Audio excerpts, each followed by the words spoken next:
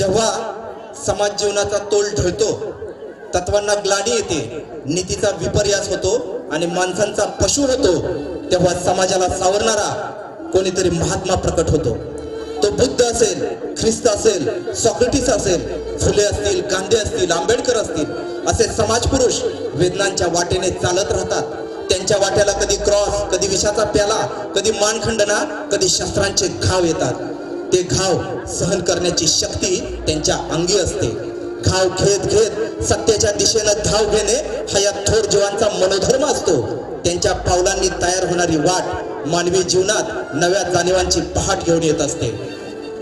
असाच एक महापुरुष ज्यावेळी संपूर्ण महाराष्ट्र जाती धर्माच्या काळ्या कुट्ट अंधारात गाडला गेला होता, बुडला गेला होता, त्यावेळी मानवतेच्या ज्योती काही महापुरुषांच्या हाती अवतरल्या आणि हा सबंध महाराष्ट्र मानवतेच्या प्रकाशात लखलखून गेला, गजबजून गेला. आणि असेच एक महापुरुष होते, ते म्हणजे महात्मा ज्योतिबा फुले. ज्योतिबांना महात्मा म्हटल्यामुळे कसलीही अतिशयोक्ती घडली नाही.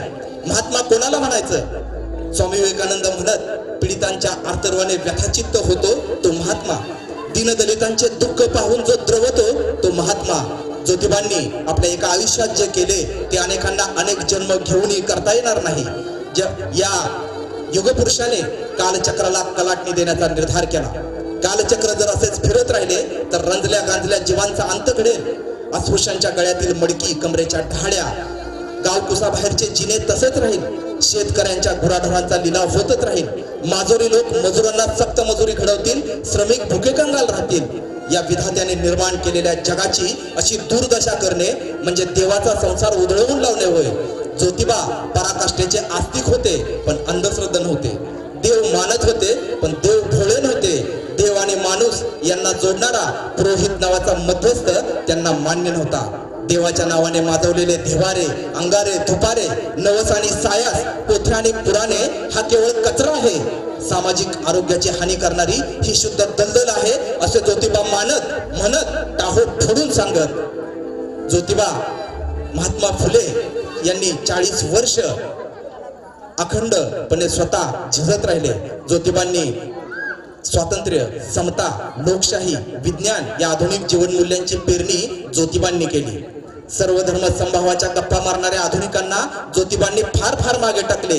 विवेकानंदांच्या विश्वधर्म कल्पने एवढीच उत्तुंग, ज्ञानदेवांच्या पसायदाना एवढीच परममंगल अशी धर्मकल्पना ज्योतिबांनी जगापुढे मांडली.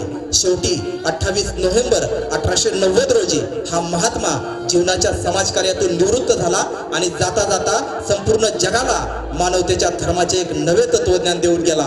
असा हा थोर महात्मा ज्योतिबा फुले आणि त्यांच्या अर्धांगिनी सावित्रीबाई फुले यांना वंदन करण्यासाठी, त्यांना नमन करण्यासाठी येत आहेत आमच्या इयत्ता 7वीच्या मुली एक गीत घेऊन. आणि ते गीत आहे फुले सावित्री नसती तर.